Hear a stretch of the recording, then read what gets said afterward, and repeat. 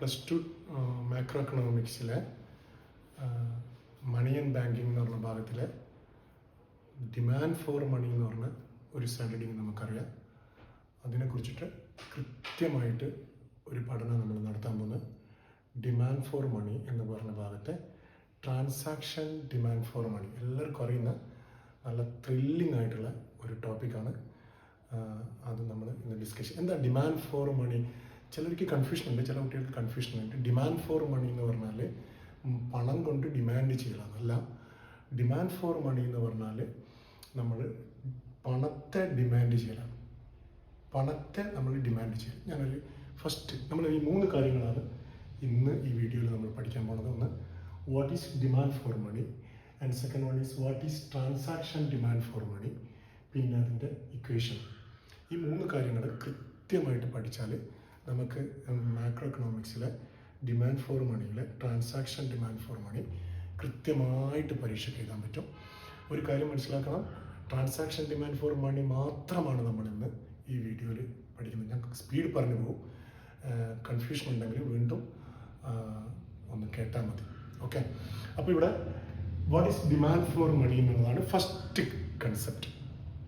നമ്മൾ ഒരു ഷോപ്പിൽ പോയിട്ട് തേങ്ങ വിൽക്കാമെന്ന് കരുതുക. 1000 തേങ്ങ നമ്മളൊരു ഷോപ്പിൽ വിൽക്കുമ്പോൾ നമുക്ക് പൈസ കിട്ടുകയാണ്. ആ പൈസ നമ്മൾ ഉടനെ എന്തുകൊണ്ട് നമ്മളെ ബാങ്കിലുള്ള ഫിക്സ്ഡ് ഡെപ്പോസിറ്റായിട്ട് കീപ്പ് ചെയ്യുന്നില്ല? അല്ലെങ്കിൽ എന്തുകൊണ്ട് നമ്മൾ ഈ പണം എടുത്തിട്ട് ഗോൾഡ് വാങ്ങുന്നില്ല? എന്തുകൊണ്ട് നമ്മൾ ഈ പണം എടുത്തിട്ട് എന്തെങ്കിലും ബിൽഡിങ്ങോ മറ്റോ വാങ്ങുന്നില്ല? എക്സാമ്പിൾ, നമ്മൾ എന്ത് ചെയ്യുന്നു? ഈ പണം കയ്യിൽ വെക്കുന്നു. വൈ വി ഡിമാൻഡ് മണി? എന്തിനു വേണ്ടിയിട്ട് നമ്മൾ പണം കയ്യിൽ വെക്കാൻ വേണ്ടി ആഗ്രഹിക്കുന്നു? ഒരു കാര്യം ഇവിടെ ഇമ്പോർട്ടൻ്റ് ആയിട്ട് നിങ്ങൾ മനസ്സിലാക്കണം. ഇവിടെ കയ്യിൽ വെക്കുന്ന പണം എന്ന് പറയുന്നത് ഏറ്റവും ലിക്വിഡായ പണമാണ്. അപ്പോൾ ലിക്വിഡിറ്റി എന്ന് പറയുമ്പോൾ നല്ല ലിക്വിഡായിട്ടുള്ള വേറൊരു പുതിയ ഒരു സംഭവമുണ്ട്. നമുക്കറിയാം, UPI അഥവാ ഗൂഗിൾ പേയും ഫോൺ പേ ഒക്കെ നല്ല ലിക്വിഡാണ്. അതുകൊണ്ട് തന്നെ നമ്മൾ ഗൂഗിൾ പേ അക്കൗണ്ടിൽ ക്യാഷ് വെക്കുന്നത് ഡിമാൻഡ് ഫോർ മണിയിൽ പെട്ടത് തന്നെയാണ്. അങ്ങനെ എടുക്കണം. അപ്പം നമ്മൾ തേങ്ങ വിറ്റ പൈസ എന്തുകൊണ്ട് ഫിക്സ്ഡ് ഡെപ്പോസിറ്റ് വെക്കുന്നില്ല, ഗോൾഡ് വാങ്ങാൻ ചെയ്യുന്നില്ല, പക്ഷേ കയ്യിൽ വെക്കുന്നു? എന്തുകൊണ്ട് ഡിമാൻഡ് ചെയ്യുന്നു? ഏതുപോലെ നമ്മൾ റൈസ് ഡിമാൻഡ് ചെയ്യുന്നത് എന്തിനാ? ചോറ് വെക്കാൻ വേണ്ടിയിട്ടാണ്, ദോശ ചുടാൻ വേണ്ടിയിട്ടാണ്. അതുപോലെ നമ്മൾ എന്തിനാണ് കറൻസി ഡിമാൻഡ് ചെയ്യുന്നത്? കറക്റ്റല്ലേ കൺസെപ്റ്റ്? അത് കറൻസി എന്തിനാണ് ഡിമാൻഡ് ചെയ്യുന്നത്? ഡിമാൻഡ് കറൻസി മീൻസ് നമ്മൾ ആഗ്രഹം, കറൻസി കയ്യിൽ വെക്കാനുള്ള, ലിക്വിഡായിട്ട് വെക്കാനുള്ള, ഗൂഗിൾ പേ അക്കൗണ്ടിൽ വെക്കാനുള്ള ആഗ്രഹത്തെയാണ് ഡിമാൻഡ് ഫോർ മണി എന്ന് പറയുന്നത്. ഈ ആഗ്രഹം എന്തുകൊണ്ട് എന്നുള്ള ഒരു ഡിസ്കഷൻ ഇക്കണോമിക്സ് വേൾഡിൽ നടന്നിട്ടുണ്ട്. അപ്പോൾ അതിൽ മെയിനായിട്ട് നമ്മൾ പറയുന്നത്, അതിൻ്റെ ഒരു ഉദ്ദേശം എന്ന് പറയുന്നത് ട്രാൻസാക്ഷന് വേണ്ടിയിട്ടാണ്. ട്രാൻസാക്ഷൻ മോട്ടീവ് എന്ന് നമ്മൾ പറയും. മണി ഡിമാൻഡ് ചെയ്യുന്നത് ട്രാൻസാക്ഷന് വേണ്ടിയിട്ടാണ്. എന്താണ് ട്രാൻസാക്ഷൻ ഡിമാൻഡ് ഫോർ മണി? ശ്രദ്ധിക്കണം. വളരെ കുറച്ച് മുമ്പേ വരെ നമ്മൾ ഡിമാൻഡ് ഫോർ മണി പഠിക്കുമ്പോൾ 3 കാരണങ്ങൾ പറയാറുണ്ട്. ഒന്ന്, ട്രാൻസാക്ഷൻ ഡിമാൻഡ് ഫോർ മണി, ഒന്ന് precaution demand for money, and speculative demand for money. പണം നമ്മൾ ലിക്വിഡായിട്ട് കയ്യിൽ വെക്കാനുള്ള കാരണം ഒന്ന് ട്രാൻസാക്ഷൻ, പ്രിക്കോഷനായിട്ട് മുൻകരുതലായിട്ട് വെക്കുക. പിന്നെ നമ്മൾ പഠിച്ചത് സ്പെക്കുലേറ്റീവ് ആവശ്യത്തിന് വേണ്ടിയിട്ട് പണം ഉപയോഗിച്ച് ഷെയറും ബോണ്ടൊക്കെ വാങ്ങിയിട്ട് പൈസ ഉണ്ടാക്കാൻ വേണ്ടിയിട്ട് ഡിമാൻഡ് ചെയ്യാം. 3ആണ്. പക്ഷെ നമ്മൾ ഫോർ ദ ടൈം ബീങ് നമ്മൾ എന്ത് ചെയ്തെന്ന് പറഞ്ഞാൽ കെയ്ൻസിൻ്റെ ഈ 3 കൺസെപ്റ്റിൽ ഒന്നങ്ങ് ഒഴിവാക്കി. പ്രിക്കോഷൻ അഥവാ മുൻകരുതലായിട്ട് പണം വെക്കുന്നത് ട്രാൻസാക്ഷൻ്റെ ഭാഗമാണ്. കാരണം ട്രാൻസാക്ഷൻ ഡിമാൻഡ് ഫോർ മണി എന്ന് പറയുന്നത് ഇൻകം ഇലാസ്റ്റിക്കാണ്. ഇൻകം മാറുമ്പോൾ ട്രാൻസാക്ഷൻ ഡിമാൻഡ് ഫോർ മണി മാറും. അതുപോലെ മുൻകരുതൽ, പ്രിക്കോഷനും നമ്മൾ ഇൻകം ഇലാസ്റ്റിക്കാണ്. അതേ സ്ഥാനത്ത് സ്പെക്കുലേറ്റീവ് മോട്ടീവ് എന്ന് പറയുന്നത് എന്താണ്? ഇൻട്രസ്റ്റ് ഇലാസ്റ്റിക്കാണ്. അതുകൊണ്ട് നമ്മൾ ഈ പ്രിക്കോഷൻ മോട്ടീവിനെയും ട്രാൻസാക്ഷൻ മോട്ടീവിനെയും ഒന്നായിട്ട് നമ്മൾ ട്രാൻസാക്ഷൻ മോട്ടീവ് എന്ന് മാത്രമേ വിളിക്കൂ. മറ്റൊരു കാരണം, നമ്മളിതിനെ ഒഴിവാക്കാനുള്ള കാരണം, നമ്മൾ ഒരു 5000 രൂപ പിന്നെ മുൻകരുതലായിട്ട് വെച്ചു എന്ന് കരുതുക. 2 ദിവസം കഴിഞ്ഞിട്ട് അത് നമ്മൾ യൂസ് ചെയ്യുമ്പോൾ അത് ട്രാൻസാക്ഷൻ മോട്ടീവാണ്. അപ്പോൾ you cannot separate transaction motive and speculative motive simply. So നമ്മൾ എന്ത് ചെയ്യുന്നു, transaction motive and precaution motive simply. നമ്മൾ എന്ത് ചെയ്യുന്നു, അതുകൊണ്ട് ഇതിനെ രണ്ടും അങ്ങ് ആഡ് ചെയ്തിട്ട് നമ്മൾ ട്രാൻസാക്ഷൻ മോട്ടീവ് മാത്രമേ പഠിക്കുന്നുള്ളൂ. അതാണ് ഞാൻ ഇന്ന് ഡിസ്കസ് ചെയ്യാൻ പോകുന്നത്. കുറച്ച് സ്പീഡ് പറഞ്ഞു പോകും, ഒന്ന് ശ്രദ്ധിക്കുക. ട്രാൻസാക്ഷൻ മോട്ടീവ് എന്ന് പറഞ്ഞാൽ കൈമാറ്റം ചെയ്യാൻ വേണ്ടിയിട്ട് കറൻസിയെ ഡിമാൻഡ് ചെയ്യാം. ഞാൻ എന്തെങ്കിലും എവിടുന്നെങ്കിലും എനിക്ക് ഇൻകം കിട്ടും, ആ പൈസ ഞാൻ വീട്ടിൽ വെക്കുന്നത്, എനിക്ക് നാളെ ടൗണിൽ പോയിട്ട് ഒരു പർച്ചേസ് ഉണ്ട്, അല്ലെങ്കിൽ എനിക്ക് മെഡിക്കൽ എക്സ്പെൻസ് ഉണ്ട്, അല്ലെങ്കിൽ എഡ്യൂക്കേഷൻ എക്സ്പെൻസ് ഉണ്ട്, അതിന് എനിക്ക് ട്രാൻസ്ഫർ ക്യാഷ് കൊടുക്കണം. അതുകൊണ്ടാണ് ഞാൻ ഡിമാൻഡ് ചെയ്യുന്നത്. Demand currency for transaction motive. അതിനെയാണ് ട്രാൻസാക്ഷൻ മോട്ടീവ്. 2 ക്വസ്റ്റ്യൻ്റെ ആൻസർ പറഞ്ഞു. ഒന്ന്, ഡിമാൻഡ് ഫോർ മണി എന്ന് പറഞ്ഞാൽ കറൻസി ലിക്വിഡായിട്ട് വെക്കാൻ വേണ്ടിയിട്ട് നമ്മൾ ക്യാഷിനെ ഡിമാൻഡ് ചെയ്യുന്നതിനെയാണ് ഡിമാൻഡ് ഫോർ മണി എന്ന് പറയുന്നത്. രണ്ടാമത്തത്, ട്രാൻസാക്ഷൻ്റെ ആവശ്യത്തിന് വേണ്ടിയിട്ട് നമ്മൾ ഗൂഗിൾ പേയിലോ കയ്യിലോ ക്യാഷ് വെക്കുന്നതിനെയാണ് ട്രാൻസാക്ഷൻ ഡിമാൻഡ് ഫോർ മണി എന്ന് പറയുന്നത്. ഇനി ട്രാൻസാക്ഷൻ ഡിമാൻഡ് ഫോർ മണി എന്ന് പറയുന്ന ഈ ഭാഗത്തിന് 2 രീതിയിൽ നമുക്ക് പഠിക്കാം. ഇതിൽ ക്യാഷ് ബാലൻസ് അപ്രോച്ച് എന്ന് പറയും. കാംബ്രിഡ്ജ് ഇക്വേഷനാണ് നമ്മുടെ ടെക്സ്റ്റ് ബുക്കിലുള്ളത്. അഥവാ transaction demand for money is equal to KT എന്ന് പറഞ്ഞ ഒരു ഇക്വേഷൻ. ഇത് ഓരോന്നും നമുക്ക് പഠിക്കണം. ശ്രദ്ധിക്കണം, എന്താണ് K, എന്താണ് T, എന്താണ് ട്രാൻസാക്ഷൻ ഡിമാൻഡ് ഫോർ മണി. ഇത് കാംബ്രിഡ്ജ് ഇക്വേഷൻ എന്ന് പറയുക. ക്യാഷ് ബാലൻസ് അപ്രോച്ച് മാർഷൽ, പിന്നെ പിഗു, കെയ്ൻസ് ഒക്കെ കൊണ്ടുവന്ന കാംബ്രിഡ്ജ് ഇക്വേഷനാണ്. നമ്മൾ മാക്രോയുടെ ടെക്സ്റ്റ് ബുക്കിൽ ഇതിൻ്റെ കൂടെ വെലോസിറ്റിയും കൂടെ കൊണ്ടുവന്നിട്ടുണ്ട്. വെലോസിറ്റി ഒറിജിനലി അത് ക്വാണ്ടിറ്റി തിയറി ഓഫ് മണിയാണ്. ഫിഷറിൻ്റെ ക്വാണ്ടിറ്റി തിയറി ഓഫ് മണിയിൽ വരുന്നതാണ് വെലോസിറ്റി. അവിടെ അതും കൂടെ നമ്മൾ മാക്രോ എക്കണോമിക്സിൻ്റെ ടെക്സ്റ്റ് ബുക്കിൽ ഈ ഭാഗത്തേക്ക് കൊണ്ടുവന്നിട്ടുണ്ട്. അതുകൊണ്ട് തന്നെ ഇത് മനസ്സിലാക്കാൻ ഒന്ന് ശ്രമിക്കണം. ഞാനിതൊന്ന് ഒരു എക്സാമ്പിൾ സഹിതം ഒന്ന് എക്സ്പ്ലെയിൻ ചെയ്യാം. Transaction demand for money is equal to KT. ഇതിൽ K എന്താണ്, T എന്താണ്, ട്രാൻസാക്ഷൻ ഡിമാൻഡ് ഫോർ മണി എന്താണ്, അതാണ് ഞാൻ പറയാൻ പോകുന്നത്. ഒരു എക്സാമ്പിൾ ഇവിടെ ശ്രദ്ധിക്കാം. ഞാൻ ഒരു എക്സാമ്പിൾ പറയാൻ പോവാണ്, ശ്രദ്ധിക്കണം. ഈ ലോകത്ത് 2 ആൾക്കാർ മാത്രമേ ഉള്ളൂ, ആദമും ഹവയും. ആദം, ഹവ 2 ആൾക്കാർ മാത്രമേ ഉള്ളൂ. എക്സാമ്പിളാണ്, ഈ ഇക്വേഷൻ പഠിക്കാൻ വേണ്ടിയിട്ട് ശ്രദ്ധിക്കണം. അപ്പോൾ ഹവയുടെയും ആദം എന്ന് പറഞ്ഞാൽ 2 പേര് മാത്രമേ എക്സാമ്പിളായിട്ട് ഞാൻ എടുക്കുന്നത് ഈ ലോകത്തുള്ളൂ. അപ്പോൾ ഇവരുടെ കയ്യിൽ, ഹവയുടെ കയ്യിൽ ഗോഡ് 2000 രൂപ കൊടുക്കുകയാണ്.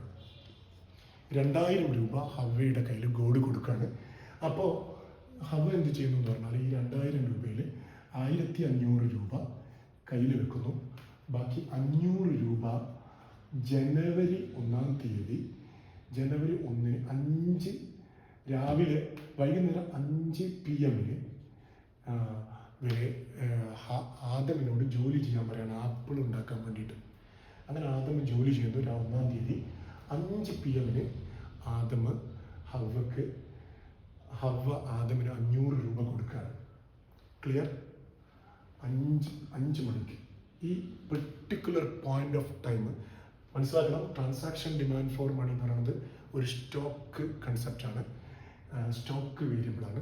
അതുകൊണ്ട് തന്നെ ഒരു പെർട്ടിക്കുലർ പോയിന്റ് ഓഫ് ടൈം ഉണ്ടാവും. ഈ 5 മണിക്ക് ആദം ഹവ, അതിൽ ഹവ 1500 രൂപയിൽ 2500 രൂപ ആദമിന് ജോലി ചെയ്തിട്ട് കൊടുക്കുകയാണ്. ആപ്പിൾ ഉണ്ടാക്കിയതാണ് ആദം. എത്ര മണിക്ക്? 5 മണിക്ക്. 5 മണിയുടെ സമയത്തുള്ള ട്രാൻസാക്ഷൻ ഡിമാൻഡ് നമ്മൾ ആവറേജ് ആയിട്ടാണ് എടുക്കുന്നത്. ശ്രദ്ധിക്കണം. എങ്ങനെ? 5 മണിക്ക് ആദമിൻ്റെ കയ്യിൽ 500 രൂപ ഉണ്ട്. ഓക്കെ. ജനുവരി 31-ന് ആദം ഹവയുടെ അടുത്ത് പോയിട്ട് ആപ്പിൾ വാങ്ങണം. ഓക്കെ, 500 രൂപ കൊടുത്തിട്ട് ജനുവരി 31 5 മണിക്ക്. ആ സമയത്ത് ആദമിൻ്റെ കയ്യിൽ 0 ആണ്. അപ്പോൾ ഈ ജനുവരി മാസത്തിൽ ആദമിൻ്റെ demand for money is 500 + 0/2. Average എടുക്കുകയാണ്. 1-ാം തീയതി മുതൽ 31-ാം തീയതി വരെയുള്ള കയ്യിൽ ക്യാഷ് വെച്ചതിന് ആവറേജ് എടുക്കാൻ വേണ്ടിയിട്ട് 2 പോയിന്റ്, 1-ാം തീയതിയും 31. 1-ാം തീയതി 500 രൂപ, 31-ാം തീയതി 0. അപ്പോൾ ആദമിൻ്റെ ഡിമാൻഡ് ഫോർ മണി 250 ആണ്.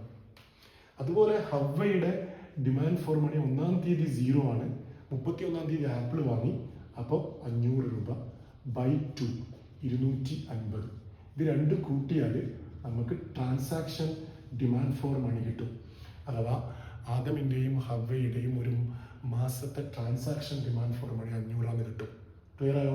എങ്ങനെ കിട്ടിയത്? 1-ാം തീയതി ആദമിനെ ഹവ്വ ജോലിക്ക് വിളിച്ചിട്ട് വൈകുന്നേരം 5 മണിക്ക് പൈസ കൊടുക്കുകയാണ്, 500 രൂപ. ആ സമയത്ത് മാത്രമാണ് നമ്മൾ കൺസിഡർ ചെയ്യുന്നത്, അതിൻ്റെ മുമ്പ് കൺസിഡർ ചെയ്യുന്നത്. അപ്പോൾ 31-ാം തീയതി ആദമ് ഹവ്വയുടെ കയ്യിൽ നിന്ന് ആപ്പിൾ വാങ്ങുകയാണ്. അപ്പോൾ 2 പ്രോസസ്സ്. ആദ്യത്തെ 500 രൂപ കിട്ടുന്നു, പിന്നെ ആപ്പിൾ വാങ്ങുമ്പോൾ 500 രൂപ കൊടുക്കുന്നു. ഈ 2 പോയിന്റിലെ പൈസ ഡിവൈഡഡ് ബൈ 2, അപ്പോൾ 250 ആണെന്ന് കിട്ടും. അതുപോലെ തന്നെ ഹവ്വയുടെ കേസ് നോക്കി, സ്റ്റാർട്ടിങ്ങിൽ ആദമിന് കൊടുക്കുമ്പോൾ 0 ആണ് കയ്യിൽ, 31-ാം തീയതി 500 രൂപ കിട്ടുന്നു, ടോട്ടൽ 250 2 പേരുടെ എഴുതും. അങ്ങനെ transaction demand for money is 500 കിട്ടും. ഈ കാര്യങ്ങൾ ഈസിയാണ്, നോക്കണേ. ഇനി നമ്മൾ എന്താണ് കെ എന്ന് പഠിക്കാൻ പോകും. ട്രാൻസാക്ഷൻ ഡിമാൻഡ് ഫോർ മണി എന്താണ് നമ്മൾ പഠിച്ചു കഴിഞ്ഞു. 1-ാം തീയതി ആദമിൻ്റെ കയ്യിൽ 500 രൂപ, ഹവ്വയുടെ കയ്യിൽ 0. 31-ാം തീയതി ഹവ്വയുടെ കയ്യിൽ 500 രൂപ, ആദമിൻ്റെ കയ്യിൽ 1-ാം തീയതി ഹവ്വയുടെ കയ്യിൽ 0, 31-ാം തീയതി 500 രൂപ. അങ്ങനെ 250 ടോട്ടൽ 500 ആണ് ട്രാൻസാക്ഷൻ ഡിമാൻഡ്. ഇനി കെ എന്ന് പറഞ്ഞാൽ ശ്രദ്ധിക്കണം, കെ എന്ന് പറഞ്ഞാൽ പ്രൊപ്പോർഷനാണ്, ടോട്ടൽ വാല്യൂ ഓഫ് ട്രാൻസാക്ഷൻ്റെ പ്രൊപ്പോർഷൻ. ശ്രദ്ധിക്കണം എന്ന് വെച്ചാൽ ആദ്യം ഹവ്വ ആദം വർക്ക് ചെയ്തതിൻ്റെ വാല്യൂ എന്ന് പറയുന്നത് 500 ആണ്, ആപ്പിളിൻ്റെ വാല്യൂ എന്ന് പറയുന്നത് 500 ആണ്. ഇത് രണ്ടും കൂടി ആഡ് ചെയ്താൽ നമുക്ക് ടി കിട്ടും, അഥവാ 1000 കിട്ടും. ക്ലിയർ എന്ന് പറഞ്ഞാൽ value of transaction, volume of transaction. അഥവാ 1-ാം തീയതി ജോലി ചെയ്ത വാല്യൂ 500, ആപ്പിളിൻ്റെ വാല്യൂ 500, ടോട്ടൽ 1000 രൂപ. അതാണ് ടി. ഇനി കെ എന്ന് പറഞ്ഞാൽ മൊത്തം വാല്യൂ ഓഫ് ട്രാൻസാക്ഷനിൽ ഈ 1000-ൽ എത്ര രൂപ ഡിമാൻഡ് ചെയ്യുന്നു, ട്രാൻസാക്ഷന് വേണ്ടിയിട്ട് ഡിമാൻഡ് ചെയ്യുന്നു, ആ പ്രപ്പോർഷൻ എത്രയാണ്. അതെങ്ങനെ പ്രപ്പോർഷൻ കിട്ടുക? കെ ഈസ് ഈക്വൽ ടു ഈ കെ ഇങ്ങോട്ട് കൊണ്ടുപോകും. K is equal to transaction demand for money divided by T എന്ന് പറഞ്ഞാൽ മൊത്തം 1000-ൽ എത്ര ഡിമാൻഡ് ചെയ്യുന്നു. നമുക്കിവിടെ കിട്ടിയിട്ടുണ്ട്, അത് transaction demand for money is 500 by total value of transaction is 1000. ടോ K is equal to 0.5. K എന്ന് പറഞ്ഞാൽ എന്താണ്? നമ്മുടെ ടെക്സ്റ്റ് ബുക്ക് പറയുന്നത് it is a positive fraction എന്നൊക്കെയാണ്.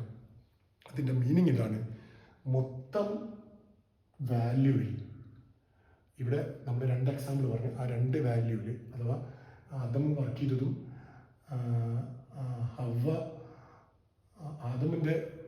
ഹവ്വയുടെ ജോലിയും, ആദമിൻ്റെ ജോലിയും ഹവ്വയുടെ ആപ്പിളിൻ്റെ വില, ഇത് രണ്ടും കൂട്ടിച്ചേർത്തതാണ് നമുക്ക് കിട്ടുന്നത്. അപ്പോൾ അതാണ് ടോട്ടൽ വാല്യൂ ഓഫ് ട്രാൻസാക്ഷൻ. ആ വാല്യൂ ഓഫ് ട്രാൻസാക്ഷനിൽ എത്ര രൂപ ഡിമാൻഡ് ചെയ്യുന്നു, അതാണ് 500 രൂപ നമുക്ക് കിട്ടിയത്. അതാണ് കെ എന്ന് പറയുന്നത്, 0.5 എന്ന് പറയുന്നത്. ഇനി ഈ കെനെ നമുക്ക് ഒന്നുകൂടെ ശ്രദ്ധിച്ചാൽ നമുക്ക് മനസ്സിലാവും. ഈ ട്രാൻസാക്ഷൻ ഡിമാൻഡ് ഫോർ മണി എന്ന് പറയുന്നത് കെ ആണ്, അഥവാ 0.5 ഇൻറ്റു 1000 ആണ് total value of transaction is equal to 500. ഇതാണ് നമ്മളുടെ ഇക്വേഷൻ്റെ ആകെത്തുക എന്ന് പറയുന്നത്.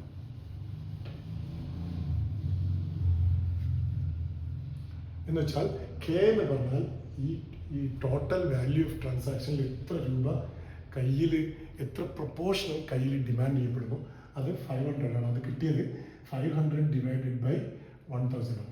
ഇനി നമുക്ക് ഈ കെനെ ഈ സമത്തിൻ്റെ ഇപ്പുറത്തേക്ക് കൊണ്ടുവരാം. അപ്പോൾ T is equal to transaction demand for money divide 1 into 1/k എന്ന് കിട്ടും. ഇനി ഈ 1/k എന്ന് പറയുന്നത് വെലോസിറ്റി ഓഫ് സർക്കുലേഷൻ ആണ്. വെലോസിറ്റി ഓഫ് സർക്കുലേഷൻ എന്ന് പറഞ്ഞാൽ നമുക്ക് മനസ്സിലാക്കണം. വെലോസിറ്റി ഓഫ് സർക്കുലേഷൻ എന്ന് പറഞ്ഞാൽ നമ്മൾ ഒരു രൂപ എത്ര തവണ ഒരു മാസത്തിൽ നമ്മൾ കൈമാറിയിട്ടുണ്ട് എന്നുള്ളതാണ്. ഇവിടെ ആദമിൻ്റെയും ഹവയുടെയും കേസിൽ 2 പ്രാവശ്യമാണ് കൈമാറിയത്.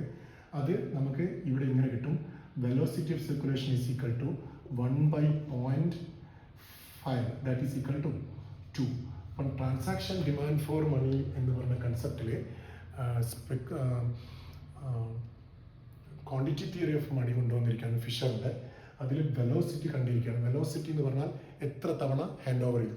ഒരു കാര്യം മനസ്സിലാക്കണം, വെലോസിറ്റി കൂടിയാൽ കെ കുറയും, കയ്യിൽ വെക്കുന്ന കെ കുറയും. ഇനി കെ കൂടിയാൽ വെലോസിറ്റി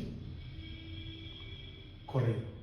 എന്ന് വെച്ചാൽ ഇവിടെ നമ്മൾ മനസ്സിലാക്കേണ്ടത് കെ എന്ന് പറയുന്നത് മൊത്തം വാല്യൂ ഓഫ് ട്രാൻസാക്ഷൻ്റെ എത്ര ഭാഗം ട്രാൻസാക്ഷൻ ഡിമാൻഡായിട്ട് ചെയ്യുന്നുണ്ടെന്നോ. അഥവാ ഇവിടെ നമുക്ക് ഇങ്ങനെയല്ല, velocity into transaction demand for money is equal to T എന്ന് പറഞ്ഞാൽ transaction demand for money is equal to T by V എന്ന് പറഞ്ഞാൽ ഈ വെലോസിറ്റി ഡിനോമിനേറ്ററുള്ള വെലോസിറ്റി കൂടിയാൽ ട്രാൻസാക്ഷൻ ഡിമാൻഡ് ഫോർ മണി കുറയും. ആൾക്കാർ കൈമാറുന്നതിൻ്റെ എണ്ണം കൂടിയാൽ ട്രാൻസാക്ഷൻ ഡിമാൻഡ് ഫോർ മണി കുറയും. ഇനി ഫ്രാക്ഷൻ കയ്യിൽ വെക്കുന്നതിൻ്റെ അളവ് പെർസെൻറ്റേജ് കൂടിയാൽ വെലോസിറ്റി കുറയും. അതുകൊണ്ട് കെയും വിയും തമ്മിൽ ഓപ്പോസിറ്റ് ഡയറക്ഷനിലാണ് മൂവ് ചെയ്യുന്നത്.